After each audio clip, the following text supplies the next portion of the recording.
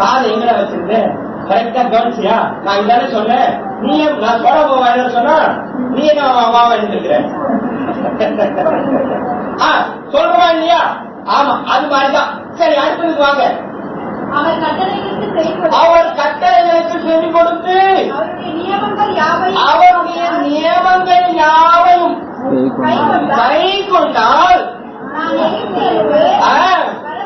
வர பண்ணின வியாதிகளில் ஒன்றையும் உனக்கு வர பண்ணேன் என்று சொல்லுகிறார். சரி, நாம என்ன கொஞ்சம் நேரம் அதிகமாயிடும், நான் நிறைய டீப்பா போயிட்டேன். முக்கியமான கருத்தை மட்டும் சொல்லுகிறேன், ஆனால் நன்றாக கவனிங்கள்.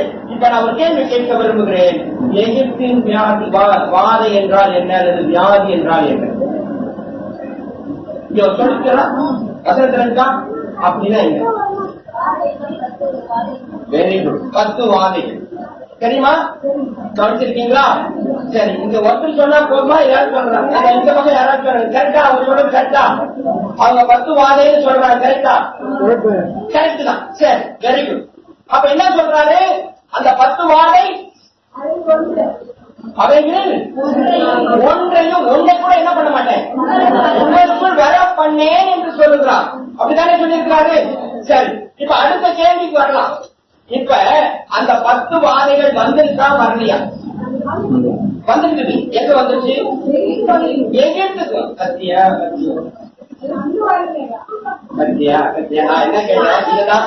இதான் நான் வந்து கவனமா கேட்கணும் ரொம்ப அவசரமா வந்துச்சுங்கன்றாங்க. எங்க வந்துச்சுன்னா எகிப்துல வந்ததுதான் பைபிளை எழுதி வச்சிருக்கிறேன். சரிங்களா? இப்ப நான் இந்த வசனம் என்ன சொல்லுது? யாத்திராகம் 15:26 என்ன சொல்லுது? ஒன்றையும் வர பண்ணேன்னு சொல்லியிருக்கு. கரெக்டா? முதல்ல அதை நல்லா புரிஞ்சு கொள்ளணும். அவர் என்ன சொல்றாரு? எகிப்துல வர பண்ணின வாதைகள் ஒன்றையும் நான் உங்களுக்குள்ளே வர பண்ணேன் என்று சொல்லுகிறார். இப்ப நான் என்ன கேள்வி கேட்டேன் தெரியுமா? இப்ப அந்த வாதை வந்திருக்கா வரலையா? எல்லாமே சொல்லுங்க. அதான் நான் தான் சொல்லிட்டேன், நீங்க எதை சொன்னாலும் தப்பு இல்லைன்னு சொல்ல மாட்டேன்னு சொல்லிட்டேன். தப்புன்னு என்ன பண்ண மாட்டேன், சொல்ல மாட்டேன். நான் சொல்லியிருந்தேன் இல்லையா? ஆமா, நீங்க எதை சொன்னாலும் நான் தப்புன்னு சொல்ல மாட்டேன். கண்டிப்பா நீங்க எதை வேணா சொல்லலாம். வந்துச்சா வரலையா? வரல.